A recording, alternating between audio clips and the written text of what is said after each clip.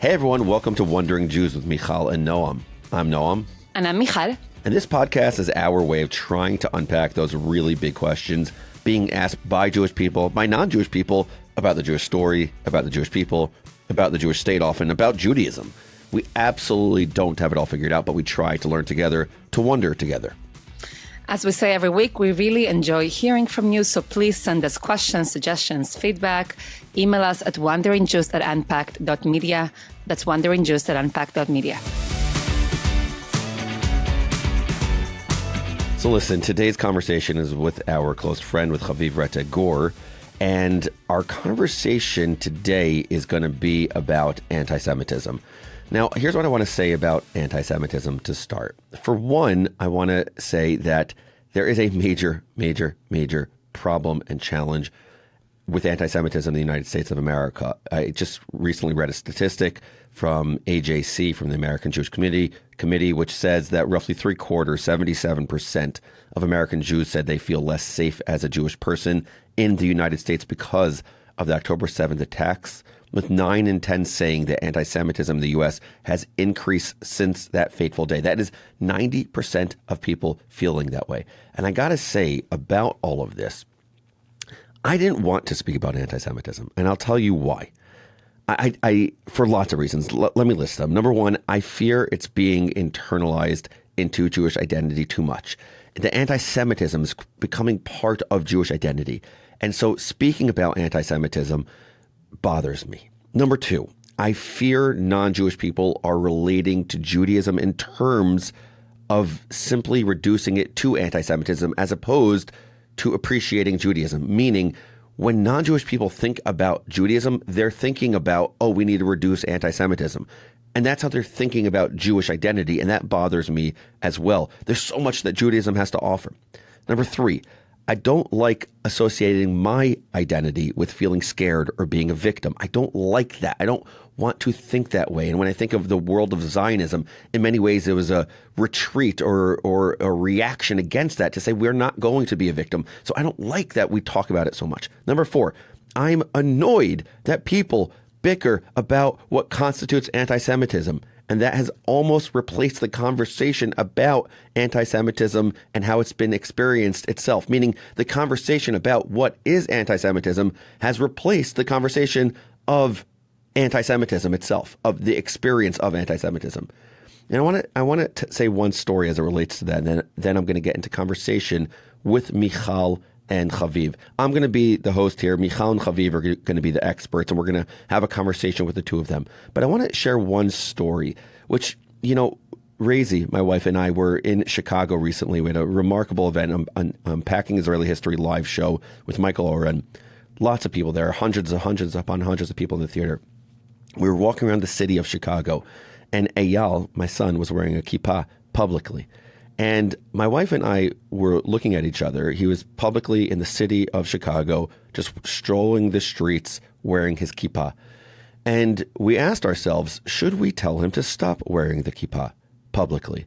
Should he be nervous about wearing the kippah? He wasn't nervous. He was so unaware, so not self-conscious about wearing a kippah that I kind of loved that about him, this naivete. And we were debating as parents, what is our job? Should we tell him that there is anti-Semitism and therefore he should put it away? Or should we allow him to wear that kippah publicly?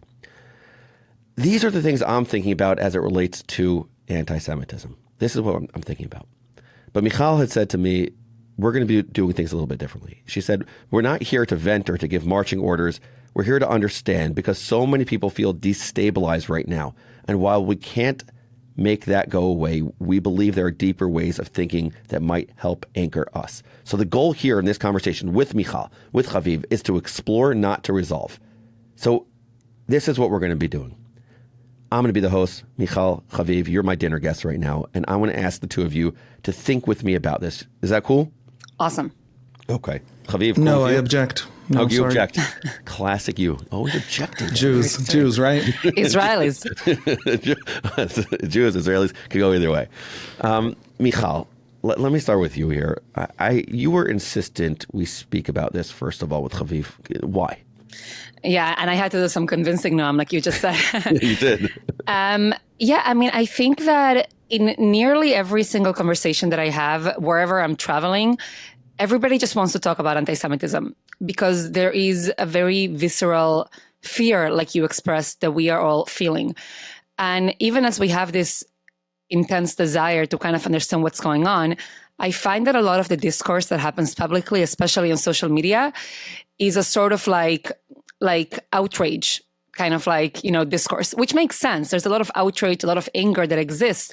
But it's almost like it fits the fear and it's not constructive. So I wanted to have a conversation. And the reason that I wanted to have it with Haviv is, I don't know, Haviv, if you remember this, but shortly after October 7th, you were in New York and we went out for coffee or lunch or something in Midtown or Times Square. And my brain can go very dark, and I'll just name this here partially because I know a lot of people have the same thing. So my brain can go dark. Like I have thought about like passports from me, my kids, what we need to have, literally looked up like gold bars, like my brain goes dark, like in terms of Jewish history. And I remember sitting there with you and being like, Haviv, the world has fallen apart. Like, what's happening here now? And like, I was catastrophizing very quickly. And I don't know if you remember this, but you were like, wait a second, let's think about this. And you started sharing with me different aspects of Jewish history. And you weren't doing it in a way to be like Pollyannish and tell me there's nothing to worry about.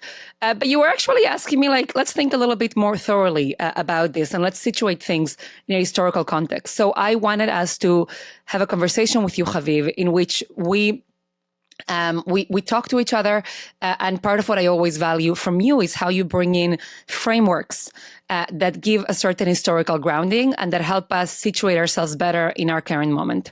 So that's Noam why I was so insistent that we have this conversation.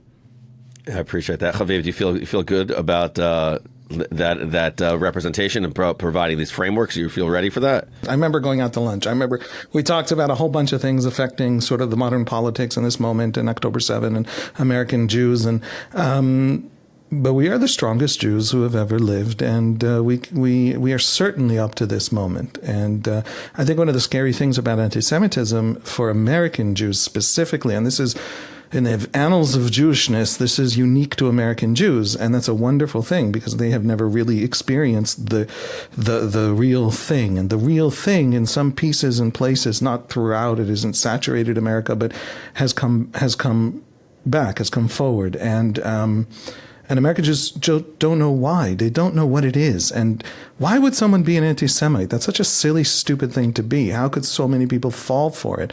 What the hell is this Tucker Carlson suddenly coming to this woke right that's anti-Semitic?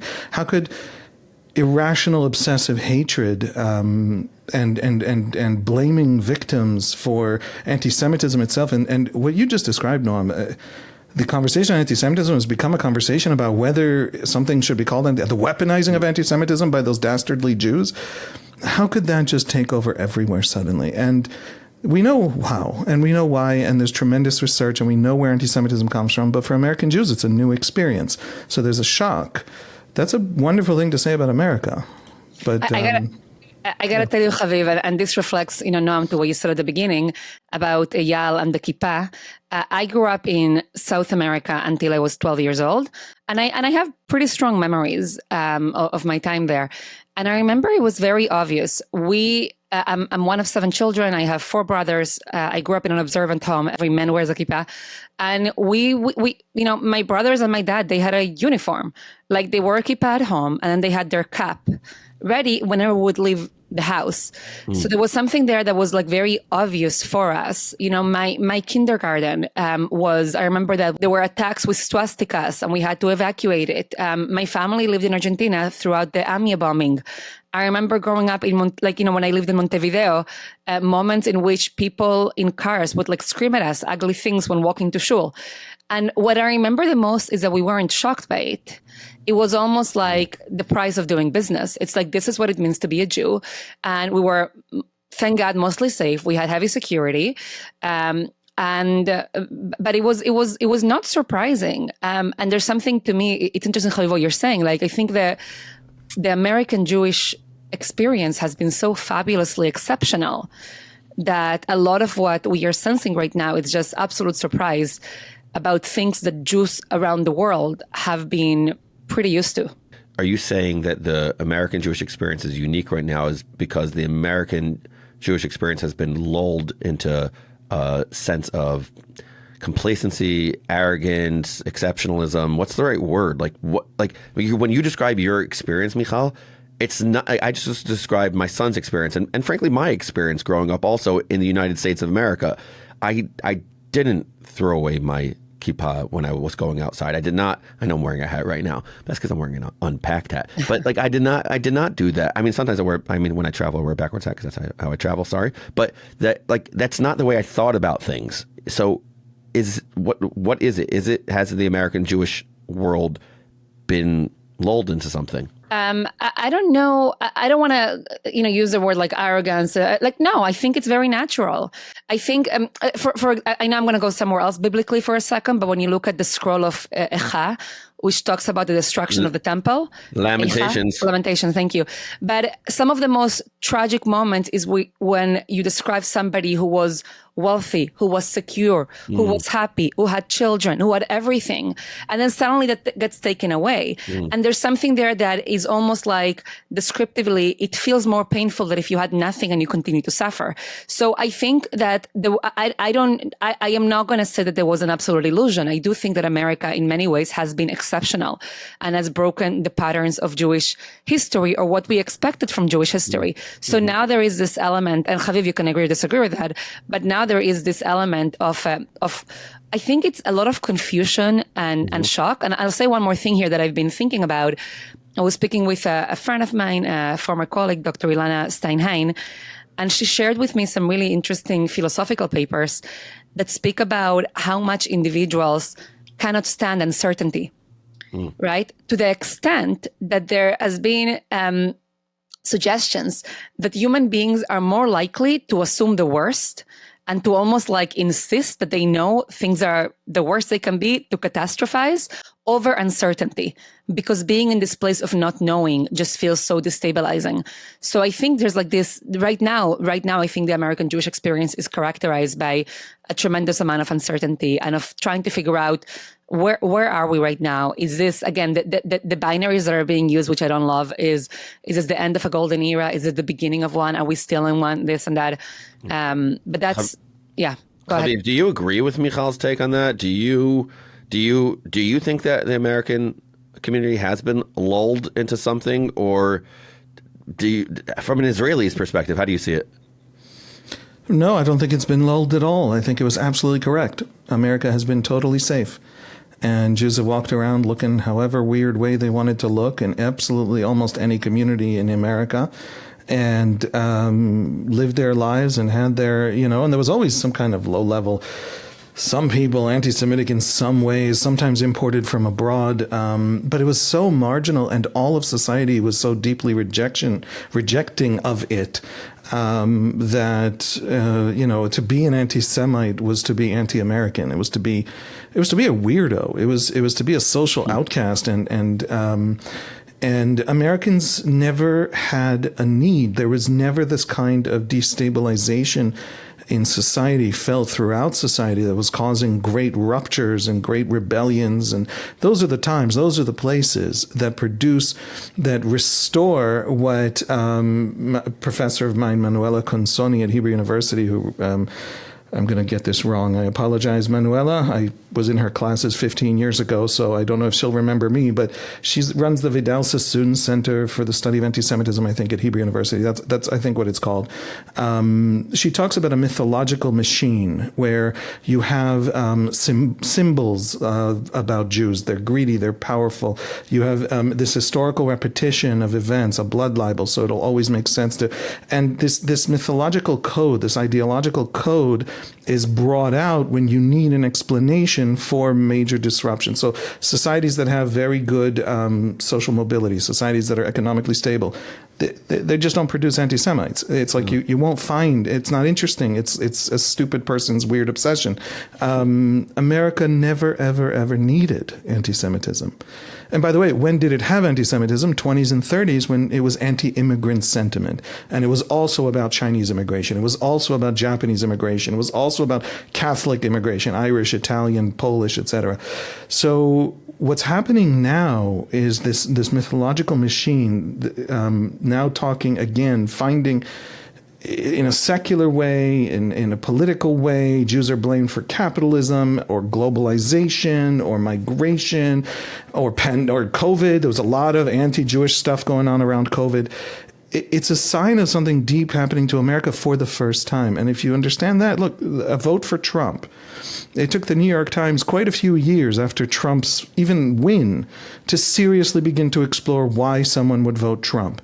And that's a strange thing, right? Because generally I think that the coastal elites, but also the tens of millions of Democrats in America had a lot of trouble understanding why someone would vote Trump. And they missed this enormous destabilization and rupture that is happening in America that is driving many, many changes.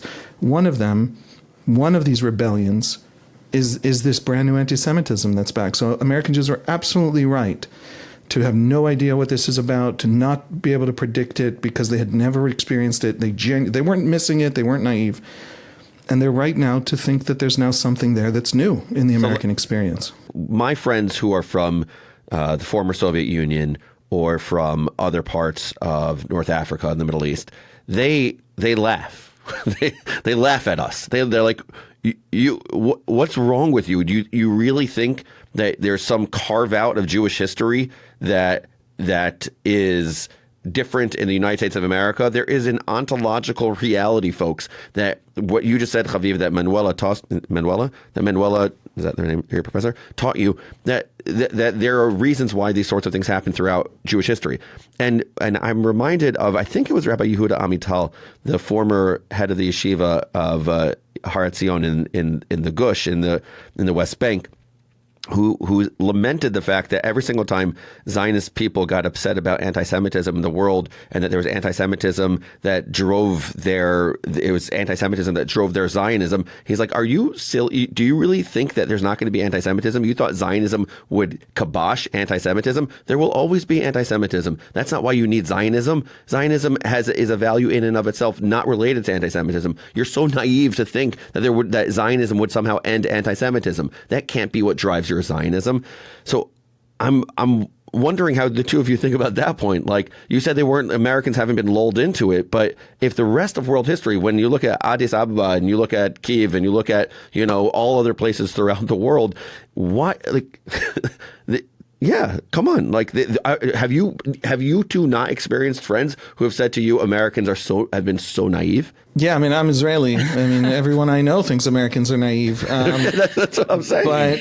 But I think they're wrong. I don't think Americans are naive. Okay. I think Americans are facing something genuinely new in their experience. And the Jews for whom this isn't new don't understand that everything American Jews have experienced in a century goes against what's happening now. So it's too easy to dismiss American Jewish surprise as naivete. It's not naivete. But nevertheless, it is surprise, and this thing is here. And this thing is, by the way, imported, ironically, both through certain immigrant groups from the global south, we'll call it, the Muslim world, where a version of European anti-Semitism actually survived. And we have polls of Muslim countries that you don't want to know about because it'll make you very sad and frustrated, where these ideas very much survived throughout the 20th century and have come in. And we have it also coming in a slightly different form through all kinds of ideological elites that have brought in a lot of the ideas of various offshoots of Marxism essentially about how all things are power structures and all things are class structures, and there are, enemies always everywhere in these structures, and all history can be explained in this simple way, and there are always enemies. Now, you don't have to think that the Jews are the enemy. You can think that the rapacious billionaire capitalist is the enemy. But some of them will land on the Jews. There are these ideological codes and these ideological reasons. I think it's worth, before talking about what Americans are surprised, it's worth talking about the history of it. Like, one of the things that I think really shocks American Jews is the why. What the hell is anti-Semitism? Like, how can normative people really fall for this stuff? Like, I want you guys to define So I want you to define. But now, before we define it, can I respond to something about? Yeah, please. I want to maybe just add. At my dinner table, everyone's allowed to interrupt, no matter what. That's how my dinner table works. I love your dinner table, Noam. Well, you've never actually invited me to the real dinner table, so I don't know how real this is. But me neither, by the way, Mijal. We're both outcasts here. It's all like. All right. It's all a farce. We keep hinting. I don't know how much we have to hint. I'm a tease. Terrible. I'm a tease. Terrible. That's what I am. Okay, go on. Yeah. I want to say two things. I do think that I think that we can talk about the last few years, maybe the last decade, and say that there have been many moments in which we American Jews have been almost like naive in the sense that we have been slow to catch on, right? But I believe this is new. Like, I don't believe that we can say, historians often talk about like the 1960s as the year in which American Jews negotiated what Eric Goldstein would call like a white identity and have higher social capital. Who's Eric Goldstein? Eric Goldstein is a historian, I believe, based at Emory. He wrote the most authoritative book on Jews, race, and whiteness. And him and many other historians would often say that, Haviv described how in the 20s and 30s there was rising anti-Semitism and anti-nativism across America. And then it's almost like in the 1960s, and I'm being a little bit loose here, that American Jews' social capital begins to go up. That's when we have rising intermarriage, not because Jews suddenly wanted to marry non-Jews, but because non-Jews suddenly were open to marrying Jews. So there's a shift there. So going back to your question, Noam, two things. Number one, I agree with Haviv that we can't look backward and say, American Jews have always been naive. But I do think that the reason people are thinking about it now is that in the last 10 years or so, again, we can quibble over the exact years, but too many Jews have waited too long, have trusted too much, have given too many chances, have been too naive when they have seen too many signs from the right and the left about anti-Semitism. So I would agree with that critique of recent naivete that I think is part of this process of disillusionment. The second thing I want to say is that I think Deborah Lipset has a metaphor in her book about anti-Semitism that I think is really instructive here.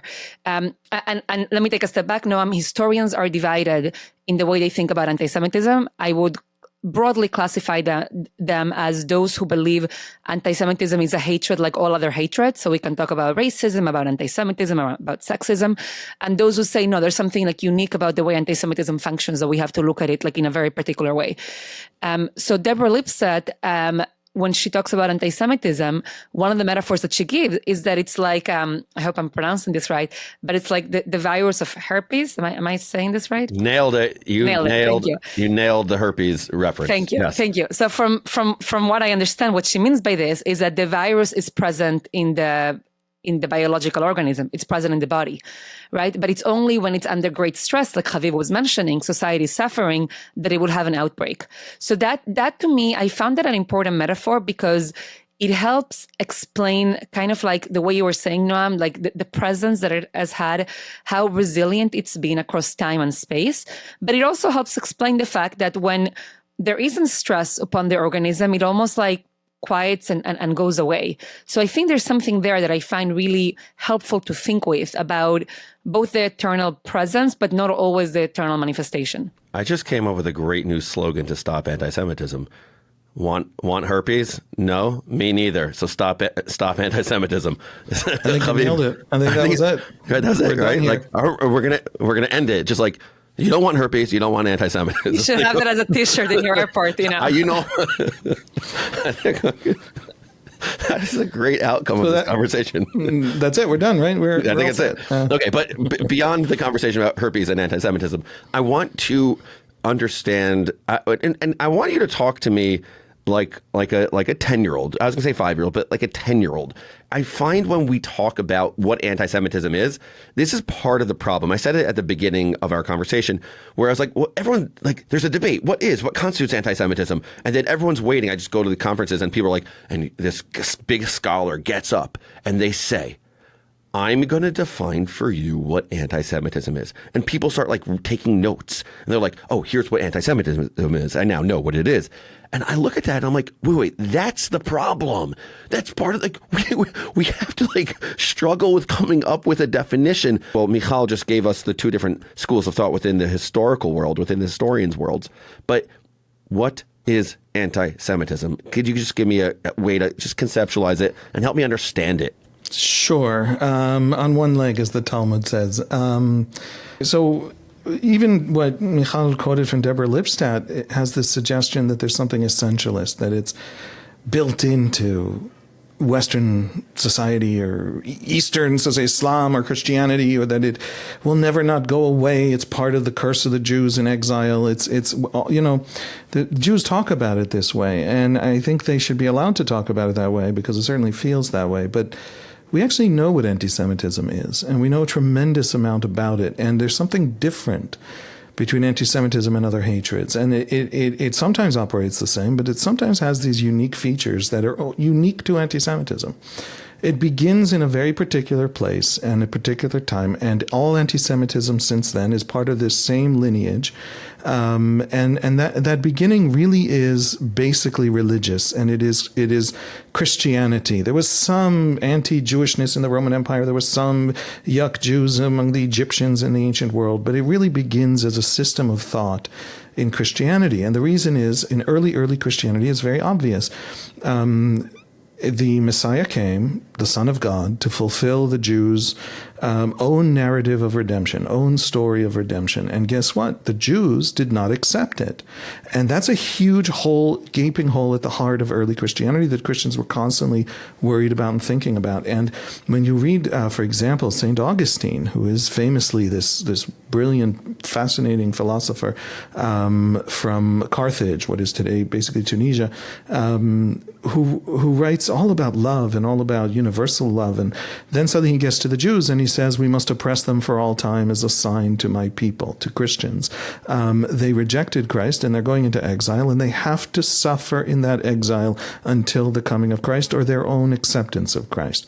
You don't get more fundamental, foundational, infrastructure kind of Christianity than St. Augustine. And these ideas remain, and they constantly come back. And you see it in the Crusades. When Crusaders are headed to the Holy Land, everybody knows about the kingdoms in the Holy Land. Everybody knows about the Christian-Muslim wars and Saladin and all of that. But on the way to the Holy Land, the Crusaders again and again and again massacre the Jews they find there. And the very first crusade, the People's Crusade, which is actually crusade number 0, because they only officially count crusades from the following year when the first crusade went out. But they were 1096. Yes. But that first crusade was basically a bunch of peasants, and they make it, I think, 20 miles into Muslim territory where a Seljuk cavalry army just destroys them, wipes them out. So they're not a very successful crusade. They're a bunch of peasants. But on their way down the Rhine to the Holy Land, they massacre probably a third of all the Jews on the cities of the Rhine. And as they're massacring them, they say out loud, and we have diaries and we have memoirs from this, and they say out loud, your rejection of Christ, and therefore I have to, you rejected Christ and I have to kill you. So this is an anti-Semitism that is deeply embedded in Christianity. In the Quran, you have a not dissimilar process. Early Muhammad has this relationship with Jews where he's essentially trying to get them to join him, and institutes all kinds of customs and rituals that are very well known. They're part of Islam today, that are modeled off of, now, officially inside Islam, these are, of course, part of the revelation of God and what you're supposed to do. And the Jewish version is a fake version that Islam is not favorable to Jews. It thinks Jews basically got a revelation but then lied about it. By the way, all monotheistic religions have to think all the other ones are basically lies, otherwise they're wrong, right? But early Muhammad tries to bring the Jews on board. Later Muhammad, at least based on the hadiths that we have and the stories about him that come after him, is viciously anti-Jewish, viciously wants to murder the Jews and destroy the Jews, and the end times come when the Jews are killed, or in the end times the Jews will be killed by the great faithful. And so you have in the Quran these texts that are very kind of pro, a Jewish minority, pro people you can't convert by force in Islam in the Quran, but also murder all the Jews, and at the end of days the Jews will all be killed by all the believers. And both of these things exist. Now, it's the same fundamental process of, we took these fundamental ideas from the Jews, monotheism, let's say, and the Jews didn't convert. So their existence is a standing rebuke, early Muslims felt, to the truth of our revelation. Long story short, in the 19th, 20th centuries, this religious anti-Semitism with deep religious roots basically becomes ideological and racial. In other words, Karl Marx secularizes, but this foundational concept, I'm sorry this is going on so long, but it starts by people who say the Jews should take our religion instead of their own, and if they don't, then they are critiquing and undermining our religion, because their religion flows from the Jewish religion, and that's the heart of it. That's the beginning of it. And these ideas secularize in the 19th century. And so Marx hates Jews, but he hates Jews because he has this class sense that all history is class war. All history is about capital and the control of capital. And there is a group, what Thomas Sowell called mediator minorities, that is essentially all capital. I mean, the Jews were a minority that by law, by the laws of the ghetto, by the laws that would be overturned in emancipation, can only live in certain places, can only work in certain professions, and so they become money changers, and they become people who move things around, stuff that Christians don't want to be or can't be easily, and they have relationships with each other in different places in Europe across national boundaries, and so they're interlopers everywhere, and they don't live and are part of the local place everywhere. Jews lived for centuries and centuries in the Russian Empire, and the Russian Empire never saw them as Russians. Ditto Poland, ditto Germany, ditto everywhere, France, and so you have this racialization. Everything secularizes, but the basic idea of the Jews, when universalist progressivism comes in, whether it's communist or sort of modern Western progressivism, the Jews are not universalist. The Jews are anti-homogenization. The Jews want to stay Jews, and that's a critique of universalism. And so that's friction. And the nationalists rise up in the 19th century and in the early 20th century with the fall of the great empires, the multi-ethnic empires, the Russian Empire, the Austro-Hungarian Empire, the Ottoman Empire. These new nationalisms come up. Well, the Jews are not any of the specific nation. They might have been there longer than that nation is identified as a nation, but nevertheless they are outsiders, strangers in this land. And so the Jews are always something else. They fall between the cracks of the universalist nationalist argument in the 19th and 20th centuries. And then we get to today. And over the course of the 20th century, you have all these totalitarian regimes. Professor Ruth Weiss talks about this a lot. For example, the Jews are this minority that you can deflect problems onto, and they're too weak to fight back. So why the hell not? There's no cost to it. So you have Arab dictators in the 1950s, right? They're newly decolonized, and the Arab states could have massively developed, just like in East Asia. Many states decolonized and massively developed.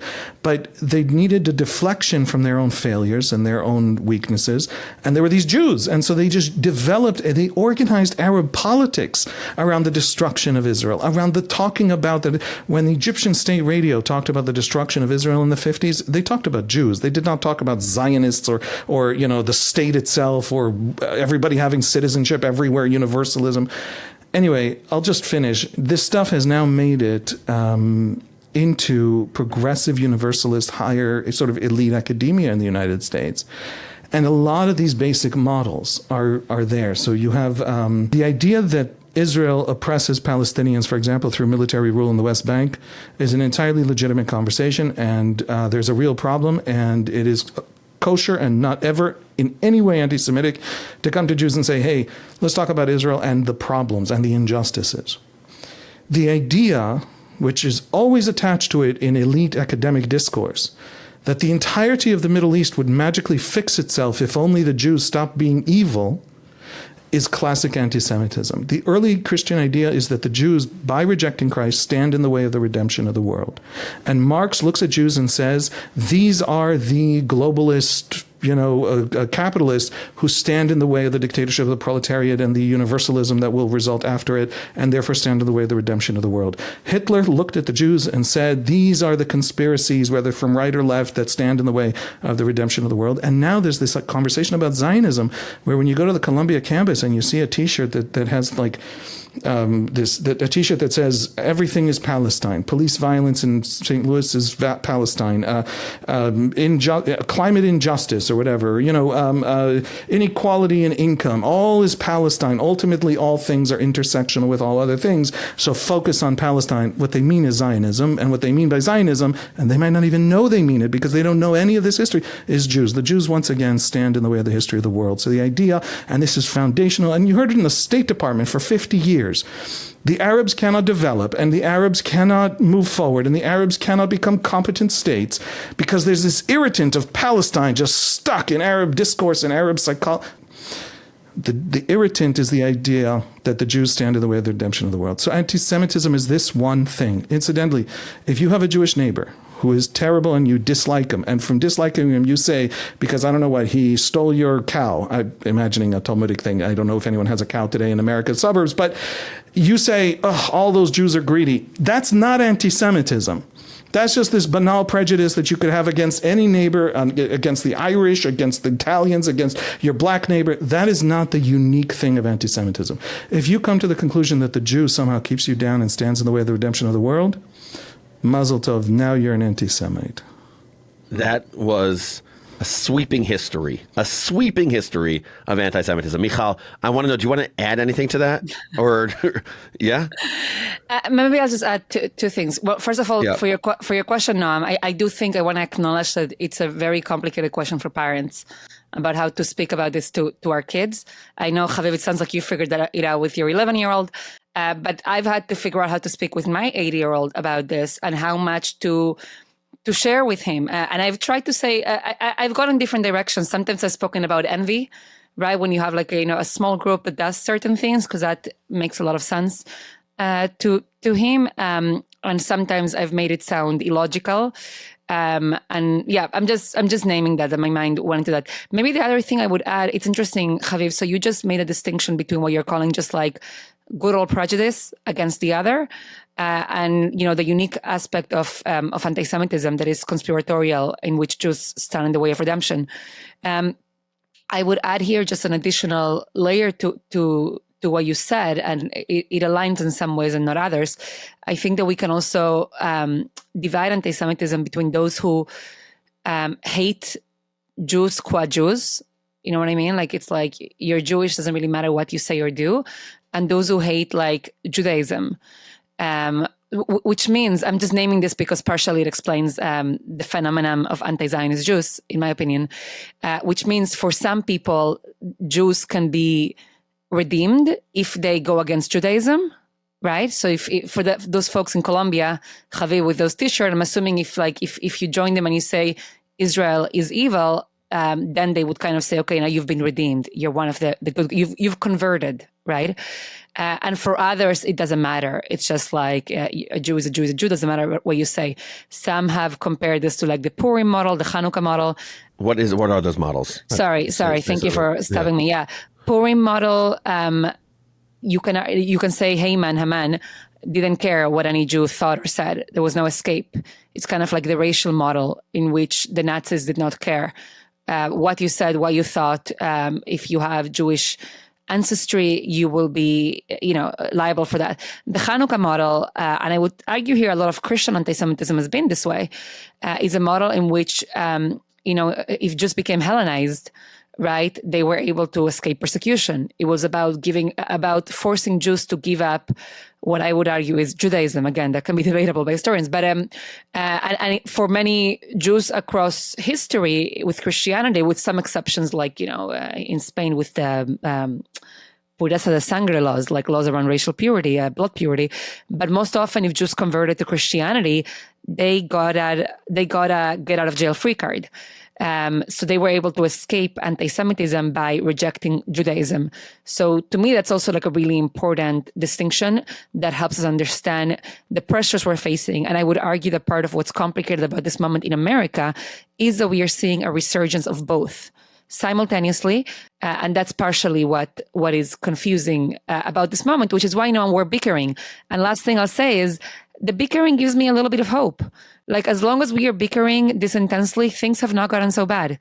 If we can sit around and write papers and argue, it means that as Haviv say, we're still the strongest Jews in history, and that we can still think about taking this on. So I want to jump off of that point. Here's what I heard so far. I heard your descriptions of anti-Semitism, and I thought it was really interesting that here's who you described in the conversation of anti-Semitism. You described the extreme right, the Tucker Carlsons of the world. You described the universalists and the extreme left, and the what's taken over aspects of academia. You've spoken about the Muslim anti-Semitism that has been totally ingrained from the very beginning. You spoke about Christian anti-Semitism. You spoke about Marxist type of anti-Semitism, national anti-Semitism, all different types of anti-Semitism, meaning every single. It's not. There's nothing political here. You're talking about the anti-Semitism that exists universally, pervasively.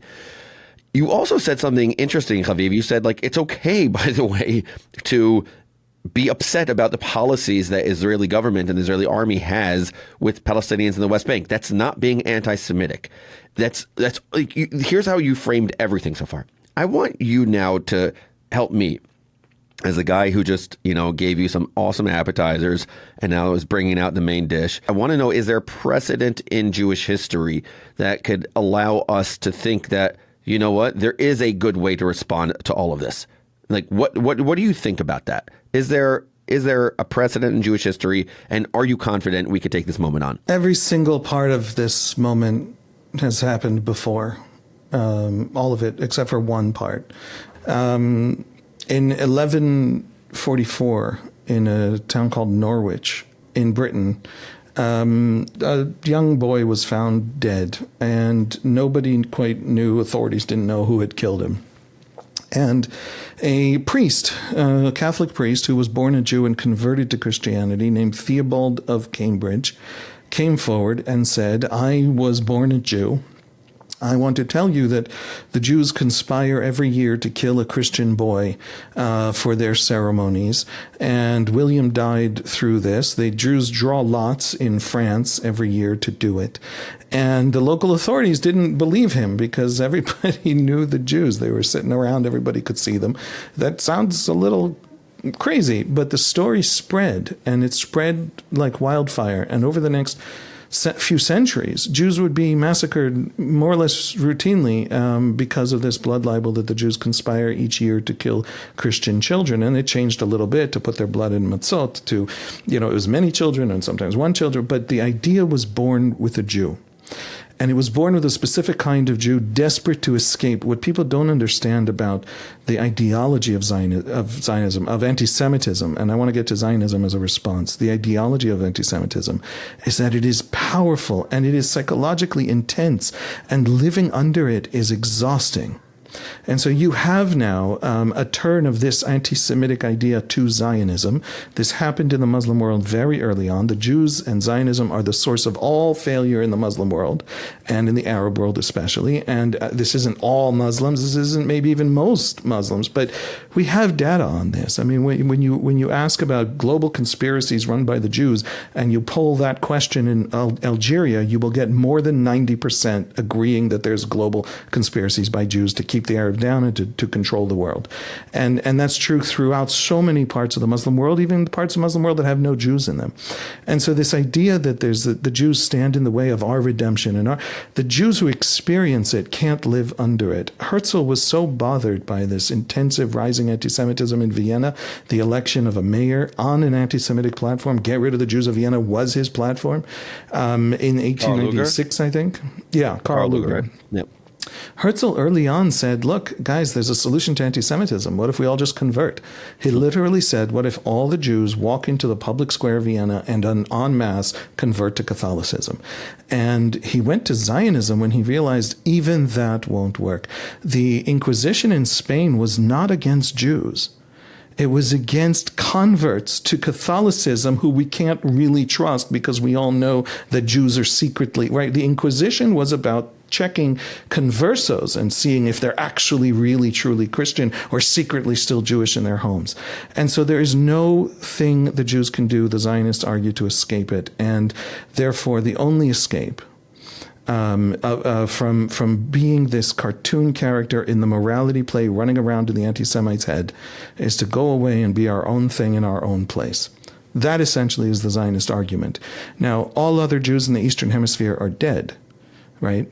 Zionists are the Hebrew-speaking Zionists of Israel, the last living Jews in the Eastern Hemisphere. The only place in the world where Jews did not either leave en masse or die en masse is the English-speaking world. And so the Jews of America, when I say things like the Jews of America were right that they were safe, they were right that they were safe. And nobody knows why. There's no Zionist theory that explains why America didn't turn on its Jews or Canada didn't turn on its Jews when everyone else on earth remembered to turn on their Jews. Only the English speakers forgot. So there's an extraordinary and strange history in America, in the English-speaking world generally. And there's the Zionists. And those are the only two Jews who survived the 20th century.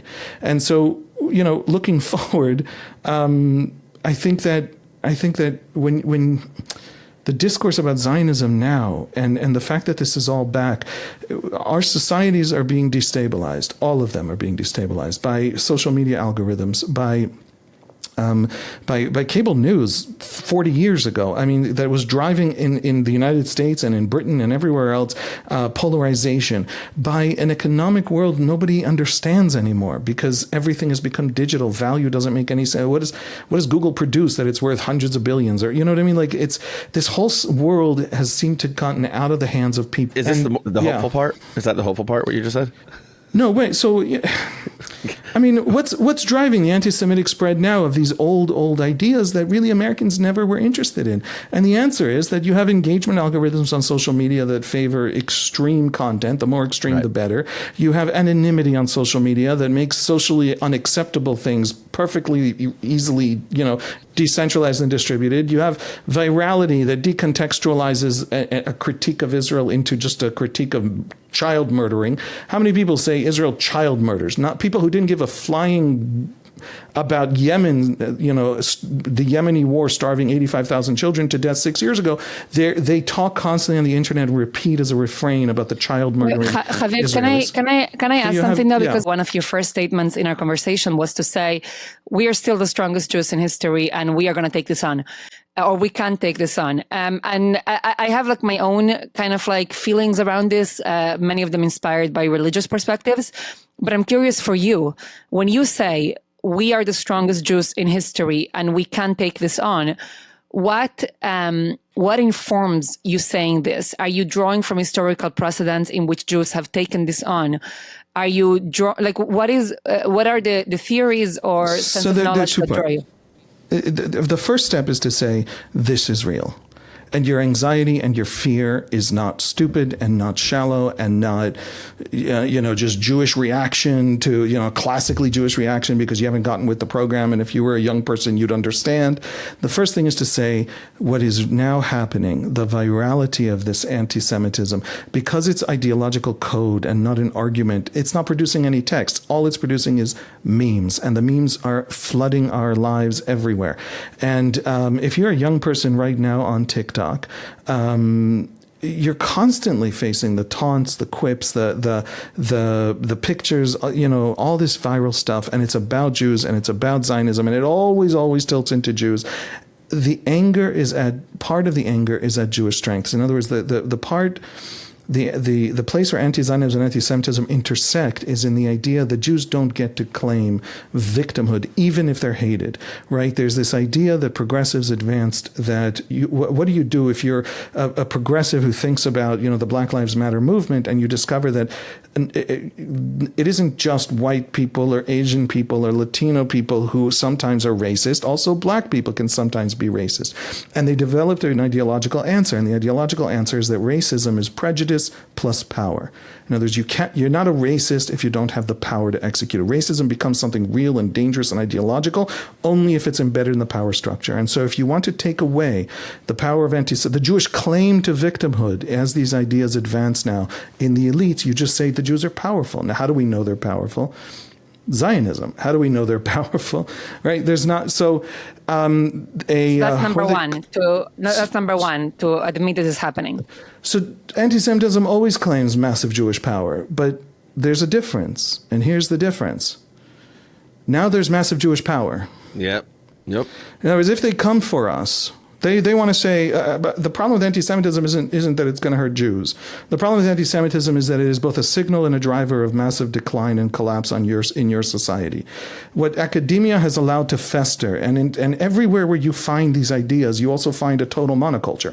All the professors all agree with each other because this is a moral religion rather than an academic setting with discussions. For example, you have anti-Zionist Jews like Professor Shaul Magid, who was just hired by Harvard Divinity School to be an anti-Zionist Jewish scholar at Harvard Divinity School. Are we going there? Let's go there. Harvard Divinity School is a monoculture. You can only think one way and then be at Harvard Divinity School. And is Shaul Magid, is she an anti-Zionist or non-Zionist? I've worked with Shaul for many years when I was at Hartman. I don't believe he would describe himself as an anti-Zionist. But and in his latest book, The Necessity of Exile, he's against the way that Zionism has been kind of like what he argues, like co-opted into Judaism. But he distinguishes between like Zionism and pro-Israelism, but I wouldn't call him a Zionist. And I would say that there's a lot of anti-Zionists that use his research and his work for their aims. Haviv, do you see that differently? What Harvard Divinity School wants from him, is to have a scholarly Jew with serious scholarship who comes down. And he's a serious scholar, we should say that. That's what they want from him. That is his role. And that's a signal of a monoculture because Rabbi Wolpe left and kind of had to leave.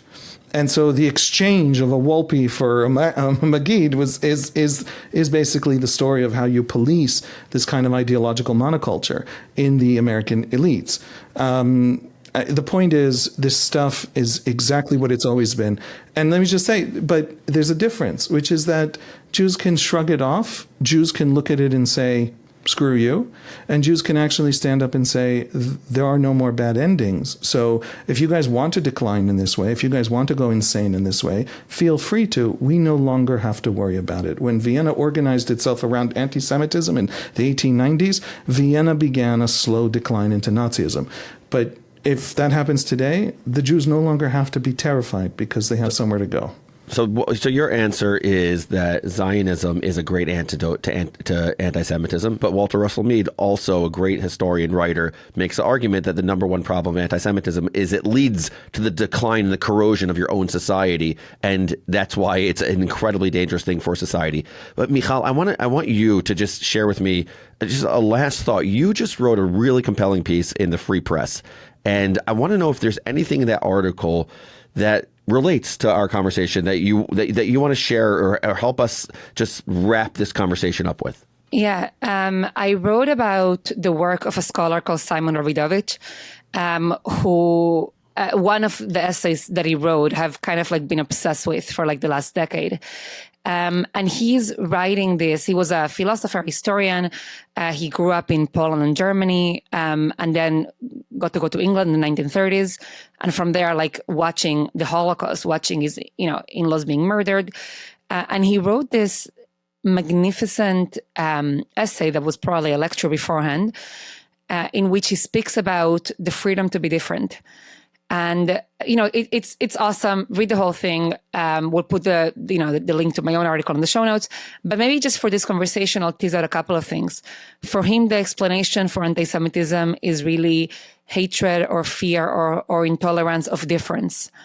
That whenever there is a people or a group that is different, they're going to be kind of like hated by others. He also writes about the illusion that many Jews have had that you can escape anti-Semitism by putting away your difference.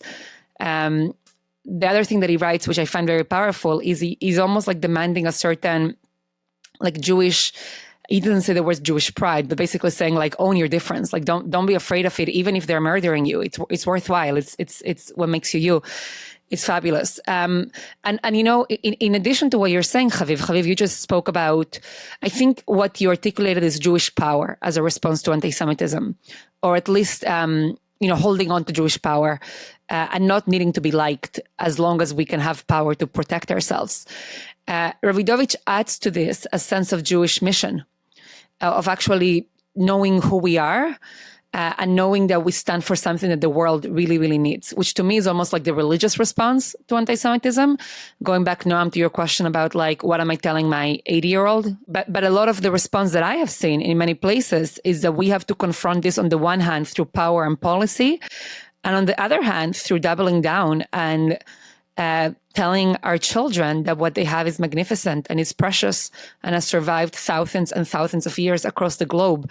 And it gives us an amazing, amazing life, and not to let kind of like the rise in anti-Semitism take away from that amazing legacy that we have.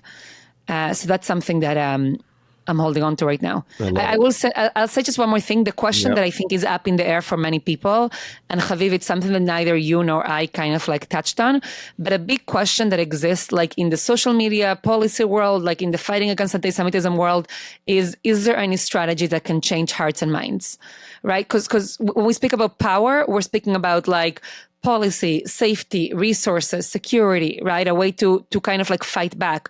When we speak about religious responses, we're talking about identity and pride. A big question that is debated right now is between those, let's say, like Robert Kraft, who invested millions and millions of dollars on different ads. But let's not focus on the ads, just like the logic underneath it, which says, if we just told our story better, if we just had the right programming, we can change hearts and minds. And between those who say, no, we're not changing hearts and minds, the virus is spreading, and the only thing we can do is strengthen ourselves and strengthen our way to protect ourselves from that virus. Yep. Well, we just have to go, Haviv. I want to just say one last thing on Shaul Magid, because I think this is the clarifying point, which is about elite anti-Semitism, how these ideas of the Jews standing in the way of redemption get into these spaces that theoretically shouldn't be susceptible to them. I will allow him to respond, of course, and share his response if I'm mistaken on social media or whatever. But my understanding of his argument, he calls it counter-Zionism, I think, not anti-Zionism.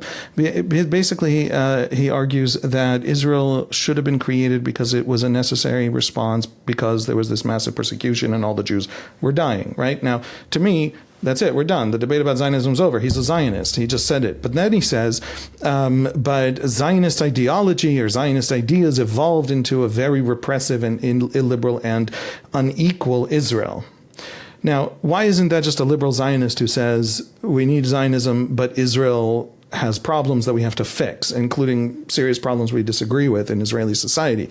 And the answer, of course, is that, how shall I put this? I really apologize for being flippant, but it is. He's a liberal Zionist. But he can't say he's a liberal Zionist because in his social circles, that's not okay.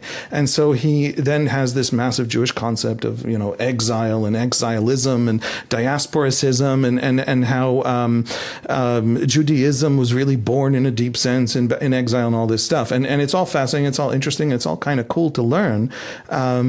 But this is someone who gets the point. Like when I come in and I say, you can't be an anti-Zionist, all the other Jews are dead. And he knows that. And then yet he still needs to find a way. There's counter-Zionism versus anti-Zionism, right? He still needs to find a way to fit in. That's the story of the entirety of the Jewish elites of Europe, right up until the Holocaust.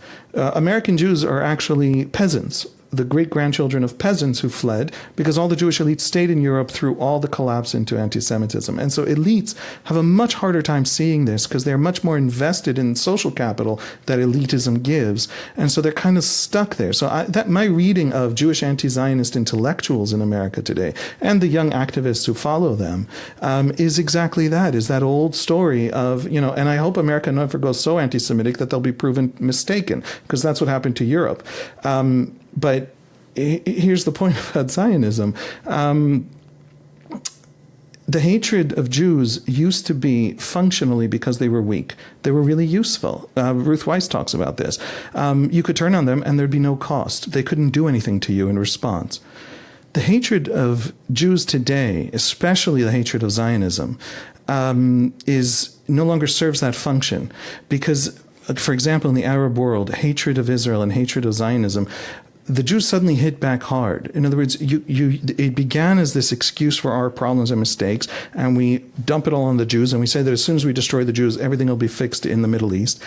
But encountering the Jewish army in the desert and losing to it in the great tank battles of the 50s and 60s, instead of covering over our internal weaknesses, rendered them in much greater relief. The Jews' power actually ruined the usefulness of the anti-Semitism. So now we're locked into this anti-Semitic thing, but also can't look away from it. And so there's a rage now and an overwhelming sense of the need to actually show that we're not as weak as we are by actually destroying the Jews, that kept the Arab political world locked into this anti-Israelism, deeply destructive anti-Israelism for generations. And progressives, now in a completely different way, but a way that rhymes a little bit, they want a universalism that the Jews betray. And so as long as Jews remain coherent, as long as they remain unified, as long as they remain a kind of other that doesn't plug into the universalist and power matrices and all these ideologies that the progressive left has,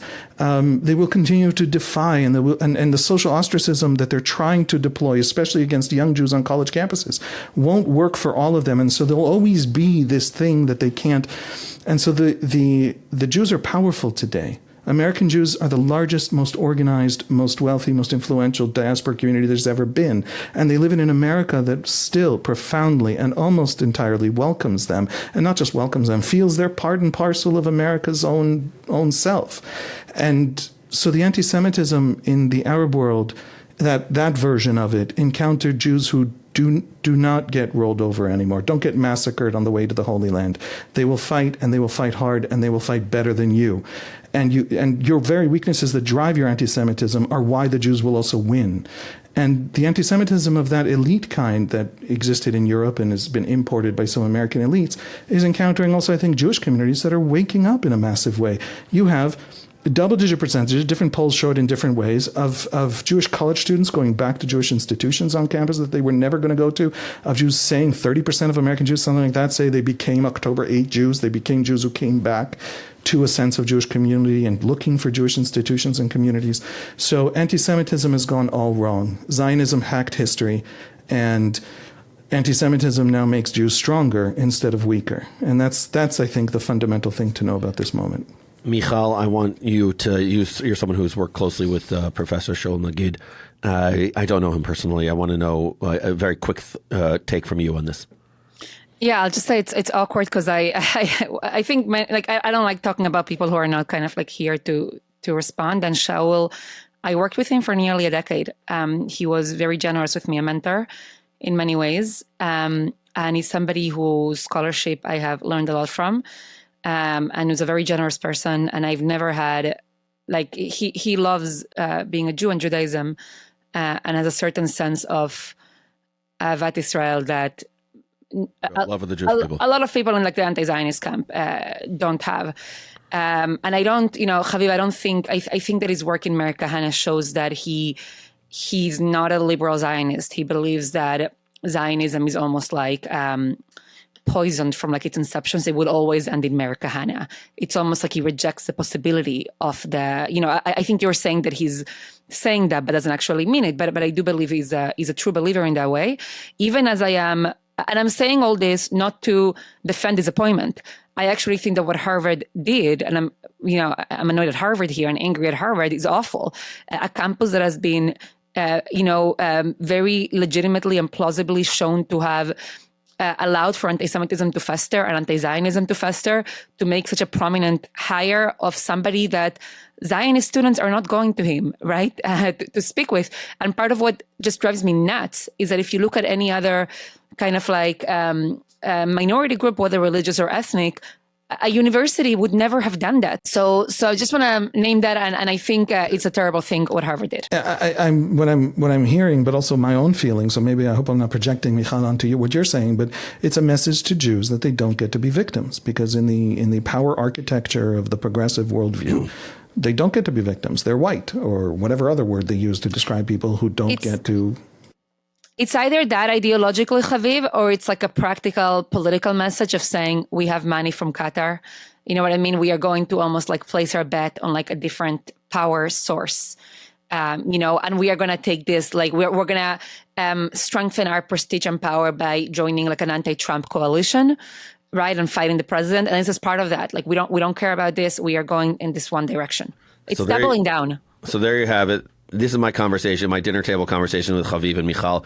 We have such chill dinner tables. It's so awesome. It's so awesome. But we have great food. We always have great food. We have great appetizers, great main course. And we'll do dessert another time, folks.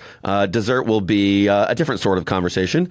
But for now, we're going to leave this conversation where it is. Such an intense, very real, authentic conversation that we just had about the history, the philosophy, the future of anti-Semitism, some major things that we just spoke about. So freaking awesome having this conversation. It was a heavy one, but my Lord, was it important. So thank you, Haviv. And I just want to say Wandering Jews is a production of Unpacked, part of OpenDor Media. Today's episode was hosted by me, Noam Weissman, and Mijal Bitton. Yeah. The two of us. Our producers are Michael Weber and Rifki Stern. And we'd really love just to hear what this conversation sparked for you. I'm assuming all of our listeners, or many of them, or most of them, you have thought about anti-Semitism. And write to us. Tell us what you liked about this, what you disagreed with, and what future question you want us to consider. You can find us on social at Wandering Jews. You can email us at wanderingjews@unpacked.media. Also, just want to give another shout out to Haviv and to Haviv's podcast. So look up for Haviv's podcast, Ask Haviv Anything. Haviv Anything. I was getting there. I know the name. Ask Haviv Anything. So subscribe, like, follow both our podcasts, offer reviews, and be in touch. Yeah, we love that. So thanks so much. See you next week.